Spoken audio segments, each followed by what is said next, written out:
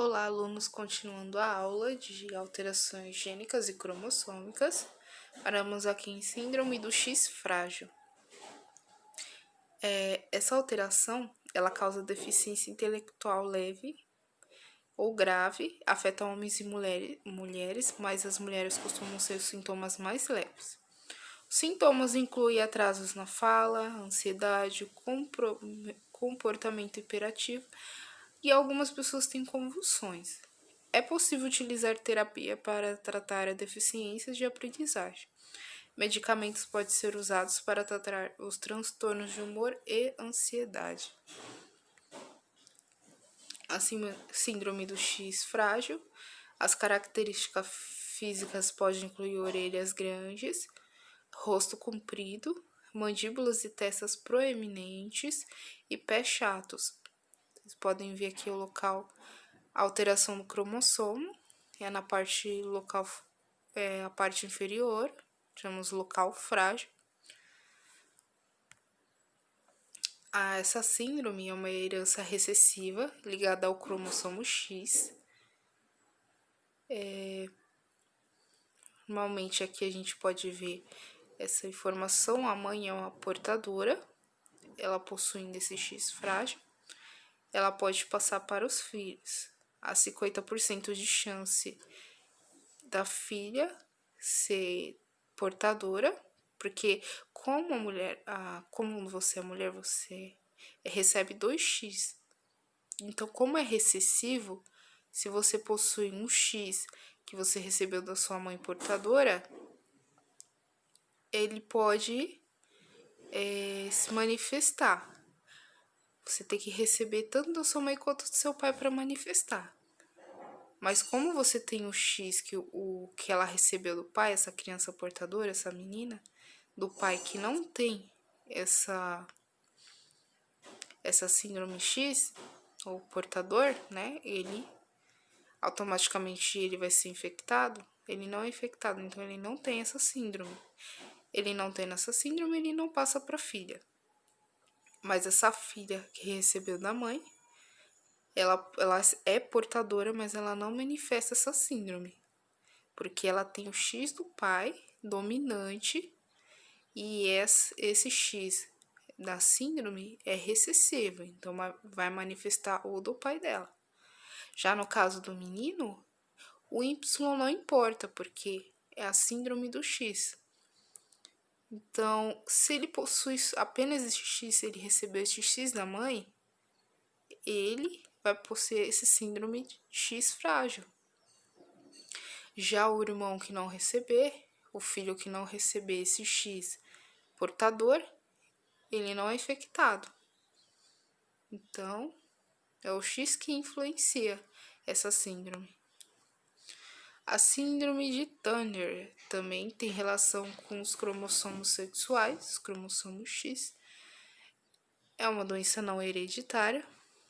A deleção de um cromossomo ocorre a deleção de um cromossomo sexual X. Lá quando eu passei para vocês em anáfase, vocês lembram que a anáfase 1, quando ocorre aquela divisão dos 46 cromossomos,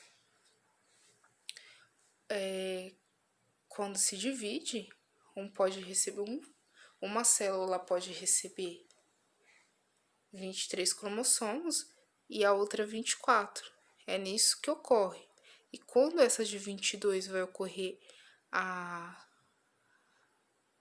duplicação do material novamente, ele vai ter um total de 45. Tá? Ele tem desse total de 45 cromossomos, ele torna então o portador. Os portadores são do sexo feminino, pois a feta do sexo masculino não sobrevivem. Tá? Os fetos não sobrevivem, os fetos do sexo masculino. E as disjunções dos cromossomos homólogos durante a formação dos gametas sexuais. A síndrome de Turner, problema com processamento espaço-temporal ou memória não verbal. E a infertilidade, possui uma baixa estatura, muitas dobras na pele, pode ter problema no coração, uma constrição da aorta. Tem um tórax largo, pouco desenvolvimento dos seios, mamilos muito separados, a deformação do cotovelo, deformidade dos cotovelos, o metacarpo curto, o osso da mão, unhas pequenas, ovários subdesenvolvidos, tá? Não é totalmente desenvolvido o ovário. Há manchas marrons e não possui menstruação, porque não tem o ovário, não tem o útero totalmente desenvolvido. O que pode retardar esses processos, o que pode fazer uma terapia com estrógenos, tá? Aqui temos o útero, temos o colo do útero, aqui no ovário, então pode ocorrer uma terapia dos estrógenos. Então, para que ocorra o desenvolvimento das estruturas reprodutora feminina. Assim, pode ocorrer a menstruação. Se ela tem a menstruação, é porque ela já está apta para... já está ocorrendo, então, a ovulação. Tá? Então, se ela tem menstruação, é porque ela já está no processo de ovulação. Ao desenvolvimento também das estruturas secundárias após essa terapia com os estrógenos, hormônios estrógenos. Então, a gente pode, as doenças cromossômicas, as alterações cromossômicas, pode ser visualizada antes do nascimento ou após o nascimento mesmo. O exame de amniocentese. Temos aqui o feto, bebê em desenvolvimento, o fluido amniótico com células do feto está presente na barriga da mãe, injetam a agulha com seringa, são retirados mais ou menos 20 ml de líquido, o líquido amniótico e as células do feto presente. As células são separadas do fluido pela centrífuga, e nem um exame de sangue, né? O DNA é analisado para verificar as mutações. As células crescem em meio de cultura, faz o cariótipo para verificar as anomalias nos cromossomos. As células são analisadas para verificar algum problema metabólico também. Vamos entrar agora na síndrome de Klinefelter. Há também a alteração dos cromossomos sexuais, os cromossomos autossômicos, que é o do 1 ao 22, e os cromossomos sexuais. Então, vocês podem perceber que ele tem um cromossomo a mais, tá? Então, foi uma célula que recebeu um cromossomo a mais, ao contrário do Tanner, que tem um cromossomo a menos, e os indivíduos são homens, tá? Porque possui o cromossomo Y também.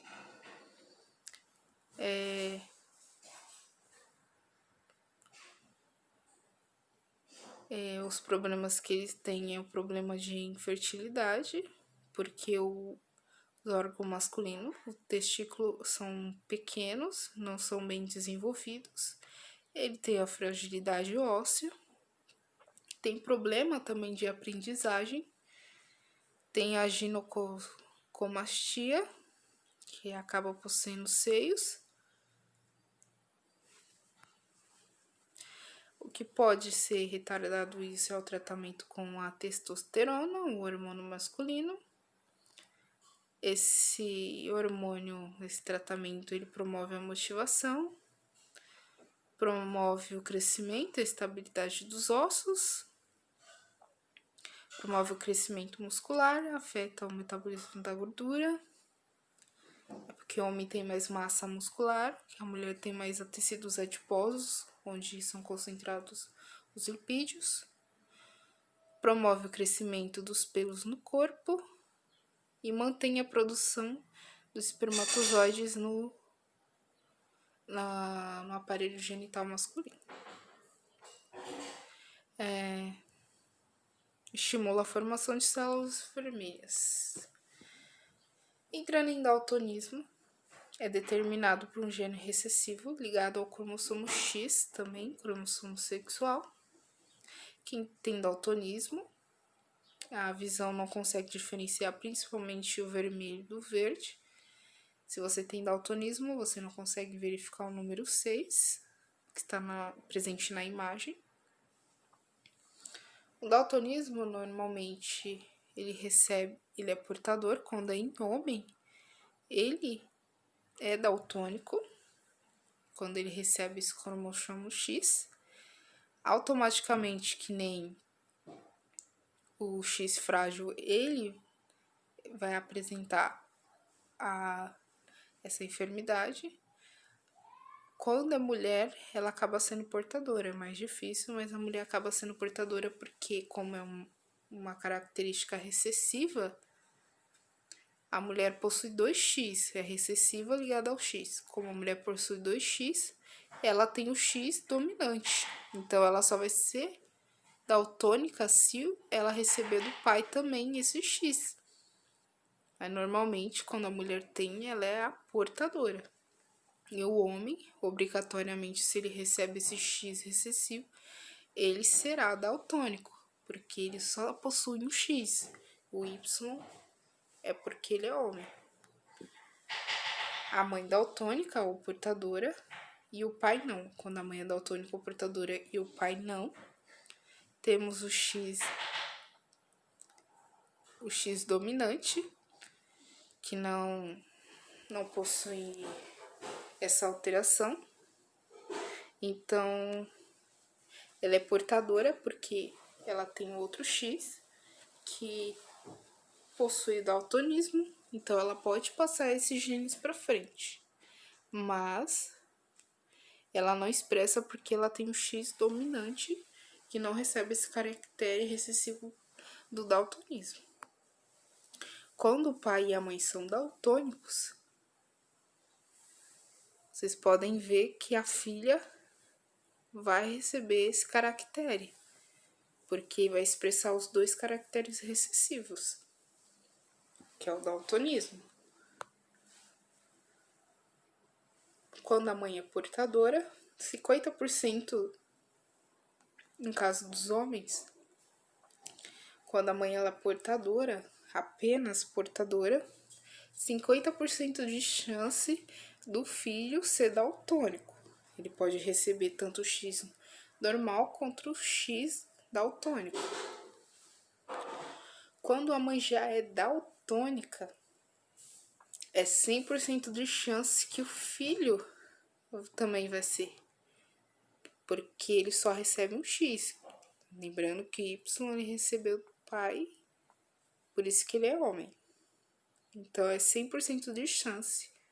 Não tem o X, não tem como uma mulher que tem 2X para equilibrar.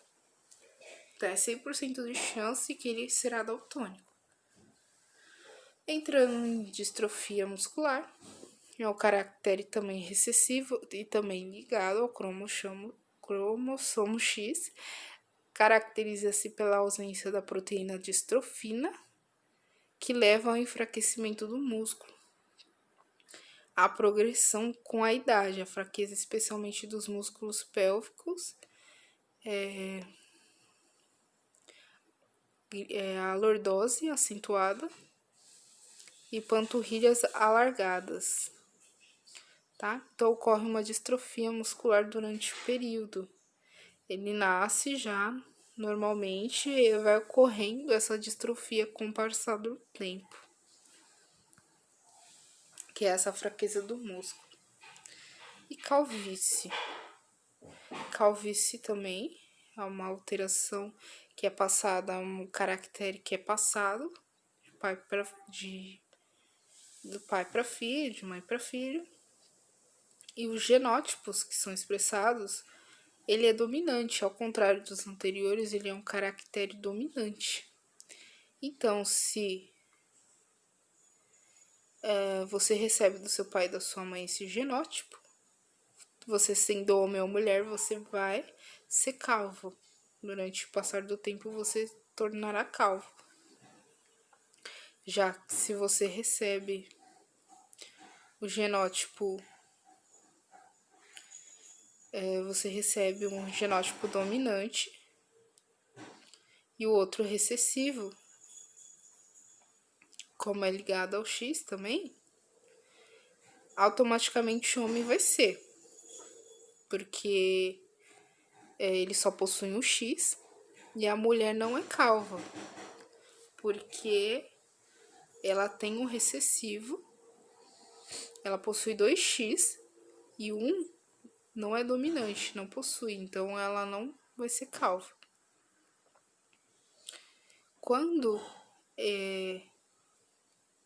eles possuem, não tem esse genótipo, eles são recessivos e não possuem esse genótipo, consequentemente eles não serão calvos. Aqui a progressão da calvície feminina, ao contrário do homem que começa pelas entradas, a mulher começa pelo centro. Albinismo é um caractere autossômico recessivo. Ele compromete a produção de melanina, o pigmento responsável pela coloração da pele, olhos e pelos. Ele pode provocar, ele é mais suscetível a contrair câncer de pele, porque a melanina nada mais é um pigmento que protege da radiação ultravioleta, tá? Albinismo não ocorre exclusivamente em humanos, ocorre em outras espécies. Impede, entrando em fenilcetonúria, a fenilcetonúria nada mais é que impede impede a metabolização do aminoácido fenilalanina. Essa proteína acumula-se no sangue, porque a ausência de enzimas fenilalanina hidroxila hepática, que converte o aminoácido fenilalanina em tirosina. A tirosina ela é importante para a síntese da dopamina e a noradrenalina, que são importantes para o cérebro, para o bom humor, para o cérebro. O acúmulo da fenilalanina lá no sangue transforma-se em um ácido fenilpiruvíquico e ácido fenilático. Elas são tóxicos, tá? Esse acúmulo desses ácidos eles são tóxicos e provoca lesões nas células do sistema nervoso central. Causa atraso no desenvolvimento psicolocomotor, a locomoção e a comunicação, e hiperatividade e convulsões. O tratamento dele é dietérico, quando os níveis de fenilalanina sérica de 8 a 10 milímetros. Então, quem tem esse problema, eles precisam de uma dieta para eliminar esse aminoácido. São verificados esse aminoácido, fenilalanina, que são aminoácidos essenciais que a gente obtém de alimentos, então são controlados a alimentação com esse tipo de aminoácido, para que eles não se acumulem no sangue e não provoque e não transforme-se nesse ácido, que é prejudicial para o sistema nervoso. A fenilcetonúria, essa enfermidade, ela é uma herança autossômica recessiva. É diagnosticada no teste do pezinho. Tá? Quando você nasce, você já faz esse teste do pezinho para verificar se você tem alguma doença congênita, a fenilcetonúria, por exemplo, para verificar se você tem ela, para que assim possa ser feito já, desde imediato, a dieta necessária para que não se acumule fenilalanina no seu organismo. fibrose cística. É também uma herança autossômica recessiva. Lembrando que herança autossômica, quando é autossômica, a gente está falando dos demais cromossomos, do 1 ao 22, não os cromossomos sexuais. A fibrose cística nada mais é que o acúmulo que bloqueia as vias aéreas, acúmulo de muco, que bloqueia as vias aéreas no pulmão, e o acúmulo que bloqueia os canais pancreáticos. Entrando agora em síndrome de Patau. Síndrome de Patau, a partir do síndrome de Patau, a gente vai ver então a duplicação de números de cromossomos, tá? Como ocorre lá em anáfase, se não ocorre aquela divisão, algum cromossomo não for, os cromossomos homólogos não for separados, cada um para o seu polo, se um permanecer ao lado do outro cromossomo, pode ocorrer essas alterações cromossômicas, duplicação do cromossomo. A síndrome de Patau há um cromossomo a mais no número 13, esse cromossomo a mais no número 13. Essa síndrome, ela pode ocasionar em defeitos cardíacos congênitos, defeitos urogenitais, polidactias e rins policísticos. Há também anomalias no controle da respiração. Síndrome de Edwards. Nesse já é no cromossomo 18, né, tem um cromossomo a mais, cromossomo homólogo a mais, no número 18. E a síndrome de Edwards, eles possuem estatura baixa, cabeça pequena, alongada, estreita. O externo e o pescoço são curtos, possuem orelhas baixas e mal formadas, possuem palato alto, estreito, fundido, possui a fenda labial e palatina no palato, ali no céu da boca. Possui micrognatia, que são maxilas recuadas. A mão cerrada, segundo uma forma característica, segundo ao quinto dedos sobrepostos, respectivamente aos terceiros e quartos dedos. Os pés são virados para fora e com um calcanhar saliente, acentuada a má formação cardíaca e há anomalias renais, rins em formato de ferradura. Há anomalias no aparelho reprodutor também. Progeria é a manifesta-se na infância e é caracterizada por ser um envelhecimento acelerado, o qual pode ser até 7 vezes mais rápido do que o natural. É comum que essas pessoas vivam até os 15 anos de idade. Síndrome de Down. Aqui ocorre no 21, um acréscimo do cromossomo 21, um cromossomo a mais. Fenótipo das crianças com síndrome de Down, das pessoas com síndrome de Down. O pescoço é curto, grosso, com um tecido cutâneo flácido e abundante. Há um achatamento na região occipital, no crânio. Os olhos apresentam manchas de Brooksfield. Os pés são pequenos e largos e grossos, com espaço aumentado entre os primeiros e segundos artérios. Muitos têm o pé chato. Eles possuem palato pequeno e arcado, a língua grande e sulcada.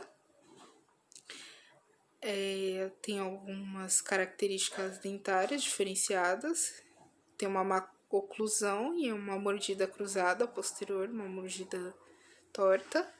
Possui mãos curtas e largas, encurtamento da falange, um dedo, o dedo médio do quinto dedo, e o sulco palpar.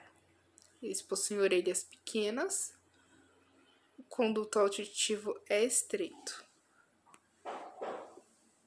Vamos em anemia falciforme. é uma doença genética, uma herança autossômica recessiva. Foi descoberta em 1910 pelo médico James Ehring, em que há a diferença das hemácias normal por uma hemácia falciforme.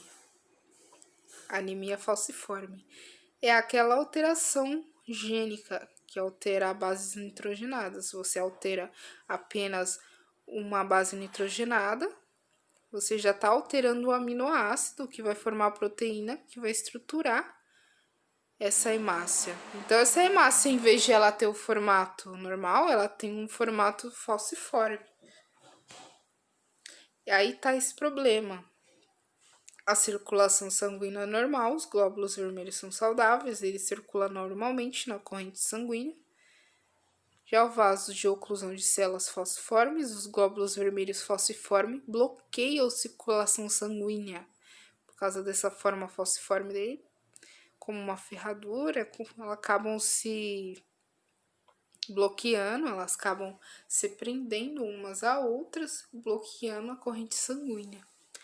Os sintomas são a cor amarelada dos olhos e na pele, crise de dor devido à obstrução dos vasos sanguíneos, úlcera nas pernas, infecções frequentes e problemas cardíacos. No frio, normalmente eles têm bastante dor, tem os traços de anemia falciforme também, pessoas que recebem a parte, não tem anemia falciforme, mas pode ter traços de anemia falciforme que tem algumas células modificadas. Como é o transplante, pode ocorrer transplante, indicado só para casos graves. O procedimento começa com uma quimioterapia que destrói a medula óssea, que fabrica células do sangue do paciente. Ele recebe a medula de um doador compatível para passar e fabricar hemácias saudáveis. Então, aqui temos outro problema que tem a ver com essa anemia falciforme, que a hemoglobina presente na hemácia, ela se liga ao oxigênio. E a hemácia, ela se liga com apenas um oxigênio, ao contrário das hemácias normais, que se liga com 4 oxigênios. Esses oxigênios são carregados para as células para que possa ocorrer a metabolização. Então, há deficiência de oxigênio em quem tem anemia falciforme.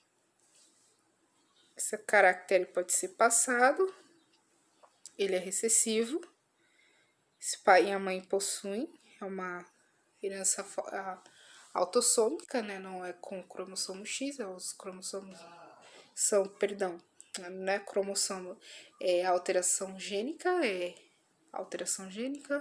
então, se o pai e a mãe possuem um caractere recessivo, como ele é recessivo, se o pai e a mãe possuem, 25% de chances de um filho não possuir, 50% de chance de os filhos terem, como eles têm, e 25% de chance de não carregar esse alelo, deles ter essa anemia falciforme. Então, quem tem esse caractere recessivo, ele tem esses traços. Mas quem tem os dois caracteres recessivos, os dois genes recessivos, ele possui essa anemia. Portadores de traços, e tem traços de anemia, e quem possui anemia falciforme.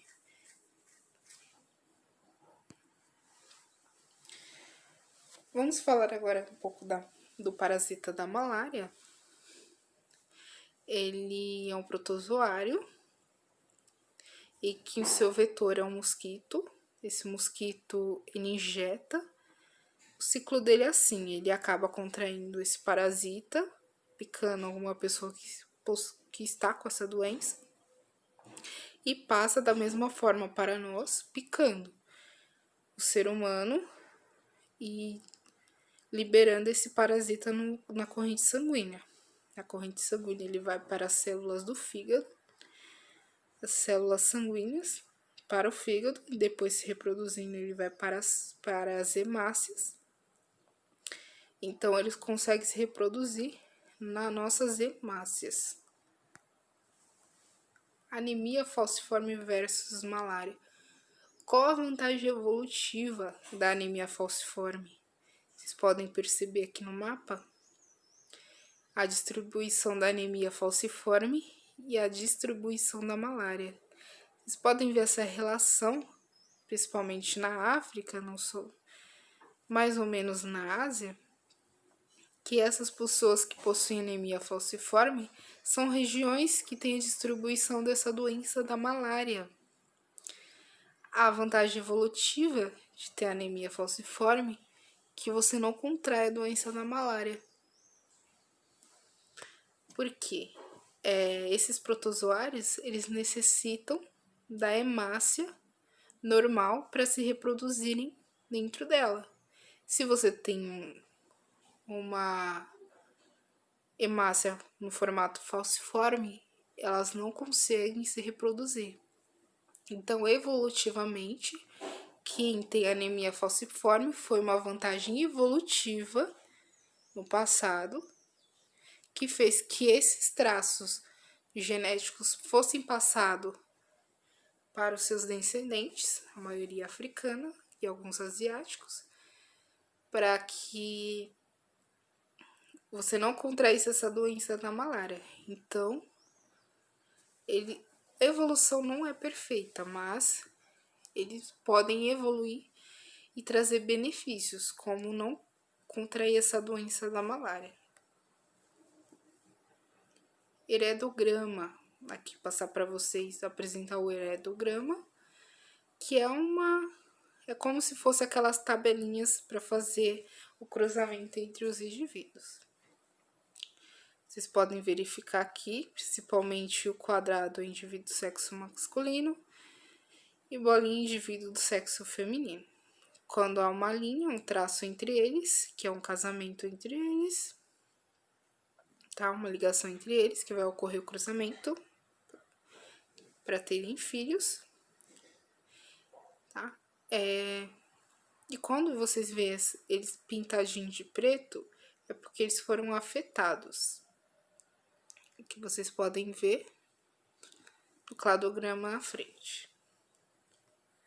Que os que estão em preto são afetados, em branco são normais. A atividade, eu passei uma questão para vocês.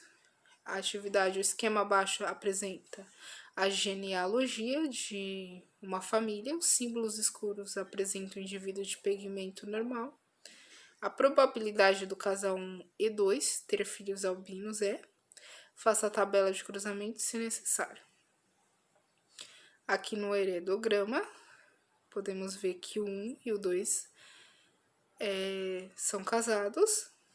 Eles teve 3 filhos e esse casal, um é afetado e o outro não. Mas vocês podem ver também que os irmãos desse que foi afetado, da mãe, a irmã também foi afetada. Então, eles devem ter recebido do pai ou da mãe. Já o homem, o pai, ele não foi afetado, mas ele carrega esse gene. Ele pode estar carregando esse gene alterado, porque a mãe dele tem essa alteração. Então, sabemos que a mãe é azinho, a mãe é azinho, né? A avó paterna também é azinho. O pai não é albino, mas pode ser que ele carregue esse alelo que recebeu da sua mãe. E supormos que o avô paterno seja normal, homozigoto, então ele é azão. Então, o casal 1 e 2, a mãe é azinho e o pai é azinho. Faça então o cruzamento da tabelinha, aquela tabelinha simples, para vocês poderem resolver essa questão. Qual a probabilidade do casal 1 e 2 ter filho albino? segunda atividade, considera o heredograma, que representa a família portadora de caráter recessivo condicionado por um gene situado em um dos cromossomos sexuais. A respeito dessa genealogia, podemos afirmar que a herança ligada ao X, daltonismo, é manifestado na mãe, mas ela pode passar para o filho. Então, essa herança ligada ao X